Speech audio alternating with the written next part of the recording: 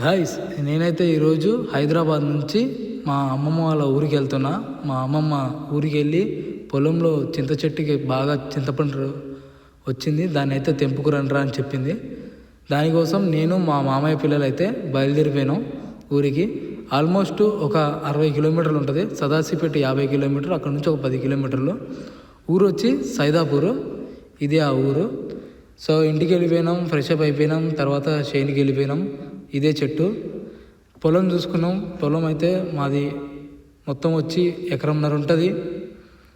చాలా రకాల పండ్లు ఉంటాయి. ఇంతకుముందు తెంపేసాం, అన్నీ నరికేసాం చెట్లు. కానీ చింత చెట్టుని అయితే ఉంచాము, చిన్ననాటి చెట్టు కాబట్టి.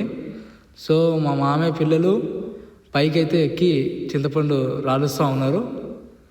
చూసారు కదా, చేతితో రాలుస్తున్నారు. నాకు తోచినంత వరకు నాకు చెట్టు ఎక్కడానికి రాదు కాబట్టి కర్రతో సైడ్లో ఉన్నాయి అన్నీ కూడా రాలిపేసి కింద పడేసా. చెట్టుకి చాలా అంటే చాలా పండు ఉంది భయ్య, చింతపండు. నిజంగా ఒక 5-6 సంచులు వచ్చింది. నాకైతే ఫుల్ హ్యాపీ అనిపించింది. సొంత చెట్టు చింతపండు తినడం అసలు మామూలుగా కాదు. చూశారు కదా, చాలా అంటే చాలా చింతపండు వచ్చింది. లైక్ అండ్ సబ్స్క్రైబ్ చేయండి భయ్య, ఇలాంటి వీడియోలు మంచి మంచి వస్తాయి. లాస్ట్కి అయితే మా మామయ్య కొడుకు కింద పడిపోయాడు. బై ద వే వాడికైతే ఏం దెబ్బలు దాకలేదు, గాడ్ గ్రేస్. ఇది భయ్య, థ్యాంక్ యూ వాచ్ చేసినందుకు.